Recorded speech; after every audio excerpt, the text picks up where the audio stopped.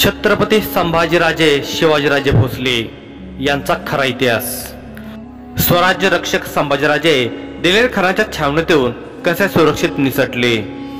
संभाजीराजांना मदत करणारा मुनासिब चाचा नक्की कोण होता? दिलेर खानाने आता आपला मोर्चा पन्हाळ्याकडे वळवला होता। संभाजीराजांना तो कायम आपल्या नजरेसमोर ठेवत होता।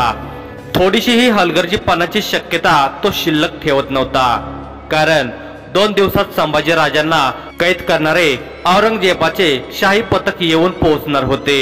तोपर्यंत वेळ मारून न्यावयाची होती। प्रवासात एके ठिकाणी संभाजीराजांना एका तळ्याकाठी जुने शिवमंदिर दिसले। तेव्हा येथे थांबून थोडे देवाचे दर्शन घेऊन थोडी पूजा अर्चा करावायची असल्याने आपण तेवढी परवानगी द्यावी, अशी दिलेर खानास विनंती केली। खानालाही दुपारच्या विसाव्यासाठी थांबायचे होते। त्याने तशी परवानगी दिली। संभाजीराजे आपले खाजगी सेवक घेऊन तळ्याकडे गेले। देवाला नमस्कार करून तलावात आंघोळीसाठी उतरले। आपल्या सेवकांनाही तसाच आग्रह केला। खानाची गस्तीची पथके आजूबाजूला काडा पहारा देत होती। त्याच तळ्यात 5 गोसावे स्नान करीत होते व ते जय शंभू असा मोठ्याने उच्चार करीत होते। दबक्या आवाजात शिवाक शंभू म्हणत होते। राजाने सहज तिकडे लक्ष दिले आणि अंगात वीज चमकली। त्या 5 गोसाव्यामध्ये एक ज्योत्याजी तर दुसरा रायप्पा होता। दोघे जिवलग मित्र राजासाठी वेषांतर करून तयारीत होते, आपल्या मित्राला घेऊन फरार होण्यासाठी। मंदिरामागे 5 घोडे व टेकडी मागे फक्त 50 वेगवान घोडे तयार ठेवली होती। एवढ्यावरच जोखीम घेऊन बेत तडीस न्यावा लागणार होता। राजाने बराच वेळ पाण्यात मोठमोठ्या डुबक्या लावल्या व गायब झाले, अगदी क्षणाचीही उसंत न घेता। इकडे खानाच्या गोटावर शोककळा पसरली, सगळा गोंधळ उडाला। तेवढ्यात खानाच्या आदेशाची वाट न बघता बालेखान हा विजापुरी सरदार आपल्या सोबतच्या 5000 स्वारासह राजांच्या पाठलागासाठी जंगलात घुसला।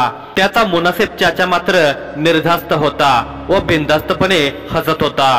खानाला याचा राग आला आणि का हसता म्हणून विचारले तर मुनासिब चाचा सांगतात, तो संभा बावळट आहे, फक्त 5 घोडेस्वार त्याच्या मदतीला आहेत। त्याच्या बळावर फरार होण्याचा प्रयत्न करणे म्हणजे बेवकूफी नाही तर काय म्हणावे। मुनासिब चाचाने घोड्याला टाच मारली व तो आपला पुतण्या बालेखानाकडे धावला, ज्या अंगाने संभाजीराजे फरार झाले होते त्याच बाजूला। बराच वेळ पाठलाग करूनही बालेखानला व त्याच्या सहकार्यांना संभाजीराजे सापडत नव्हते। दुपारी सुरू झालेला पाठशिवणीचा खेळ सायंकाळपर्यंत चालूच होता, परंतु बालेखान पाठलाग काही सोडत नव्हता। शेवटी राजांसोबत असलेल्या 55 सोबती व बालेखानाचे पथक यांच्यात चकमक उडालीच। संभाजीराजांचे अर्धे अधिक सोबती गतप्राण झाले होते। संभाजीराजांचेही काही लोकांशी प्रत्यक्ष चकमक उडाली होती। राजेही अनेक ठिकाणी जखमी झाले, सर्व अंग रक्ताने माखले गेले होते आणि अखेरीस शत्रूचा जोर आणि लोंढा एवढा जबरदस्त झाला की राजांना कैद झाली। ते बालेखानाच्या तावडीत जिवंत सापडले। बालेखानाने त्यांना करकचून बांधले व तो राजांसोबत हुज्जत घालू लागला। तेवढ्यात मुनासिब चाचा तेथे पोहोचला व घोड्यावरून उडी घेतच बालेखानाला थांब असे ओरडून सांगू लागला। निसरडा कडा भाल्याच्या आधाराने उतरत तो बालेखानाला थांबण्याचा इशारा करीत होता, परंतु बालेखान संभाजीराजांना शिव्याशाप देत त्यांची दाढी जोरात ओढत होता। म्हणून संभाजीराजे त्याच्या तोंडावर थुंकले। तसा त्याला जबरदस्त राग आला व त्याने राजांच्या डोक्यात घालण्यासाठी तलवार उपसली आणि पुढील क्षणात तो संभाजीराजावर वार करणार। तेवढ्यात पाठीमागून वेगाने एक भाला आला आणि रापकन बालेखानाच्या पाठीत घुसला। सारे मुघल सैनिक बुचक्यात पडले।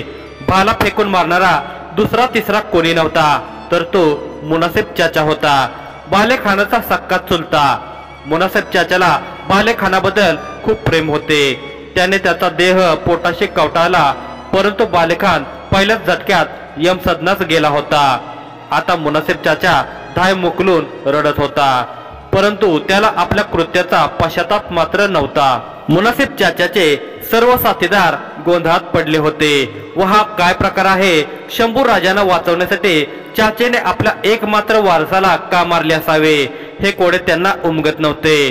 त्या सर्व साथीदारांना मुनासिब चाचांचा खूप राग आला होता।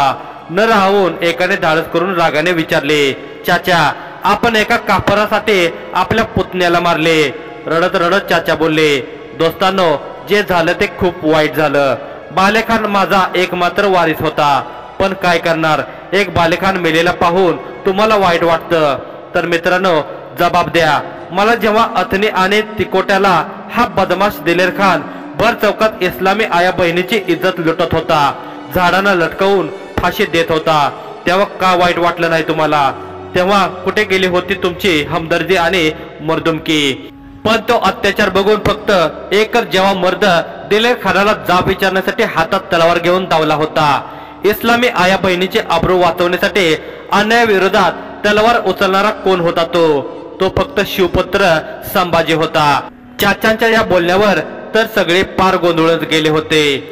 चाचा आखिर क्या कहना चाहते हो असे विचारू लागले. बस एवढेच. आज औरंग्याला एक सरदार दक्षिणेत येऊन आपल्या इस्लामी आया बहिणीवर इतके अत्याचार करतो, मग स्वतः औरंगजेब आल्यावर काय होईल? बिलकुल. चाचा समोरील काही स्वार बोलले. मी खुदाची कसम खाऊन सांगतो, आम्हा शियापंथीय दख्खनी मुसलमानांसाठी आलम दुनियेतील सर्वात मोठा कापर जर कोण असेल तर तो औरंगजेब बादशाह आहे. हा मराठ्यांच्या राज्याचा अंत केल्यावर आपल्या विजापूरच्या आणि गोवळकोंड्याच्या सल्तनती एक दिवसही जिवंत ठेवणार नाही.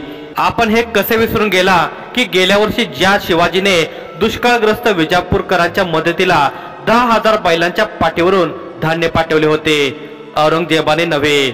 म्हणून दोस्तांनो, औरंगजेबाच्या जाचातून आम्हाला दख्खनी मुसलमानांना मुक्ती मिळवण्यासाठी शिवाजीचे राज्य टिकले पाहिजे आणि त्याचा वारस संभाजी हात जगला पाहिजे. तोच या औरंगजेबाचा खात्मा करेल आणि आपणाला अभय मिळेल.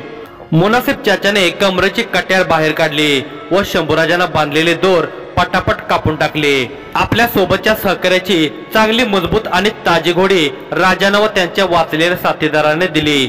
शंभूराजांच्या पाठीवर प्रेमाने हात ठेवून तो आपल्या सहकार्यांना बोलला, त्या छत्रपती शिवाजी राजावर उपकार करण्यासाठी नसेल, पण आम्हा दख्खनीच्या हिफाजतीसाठी शिवाजीचा हा पोर शाबूत राहिलाच पाहिजे. जा शंभू बेटे, बेशक निकल जा. रक्ताने माखलेल्या शंभू राजाने मुनासिब चाचाला घट्ट मिठी मारली आणि सर्व विजापूरकरांचा निरोप घेतला. ज्या शिवाजी महाराजांनी विजापूरकरांचे अफजल खान आणि इतर अनेक सरदार यमसदनास पाठवले, त्यांचे अनेक किल्ले बळकावले, अनेक प्रदेश स्वराज्यात सामील करून घेतले, तेच विजापूरकर शिवाजीच्या पोराच्या मदतीला कसे धावले असा आपणास नक्कीच प्रश्न पडला असेल. परंतु याला दूरदर्शी राजकारण म्हणतात. शिवाजी राजे यात तरबेज होते ते काहीच सांगायला नको. अलीकडे मोगलावर दबाव पाडण्यासाठी दख्खनचा एक दबाव गट निर्माण करण्यात राजांनीच पुढाकार घेतला होता व त्यामुळेच आता सध्या कुतुबशाही व आदिलशाहीशी मराठ्यांचे चांगले सख्खे जमले होते.